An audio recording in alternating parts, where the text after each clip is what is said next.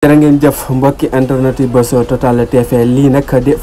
nouvelle boo xamante ne seen rek mbokki patriote yi Pastef amul kenn koo xam ne bii la nouvelle neex na la muy kii di président Ousmane Sonko lu toll ak temps bu yàgg rek ñu koy auditionné fële sa 6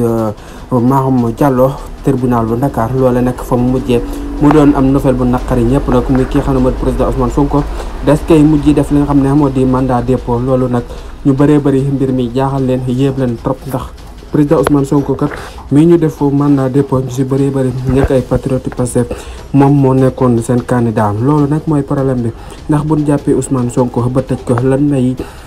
mujjantal bi ak fan lay mujjee tamit moom kii xamante moo di président Ousmane Sonko moom nag ba tey ab résistance lay woote ndax jàpp na ne lii nu ko teg ak mbañeel la ak eneel loolu rek a tax ñu teg lii nag lépp si kawam.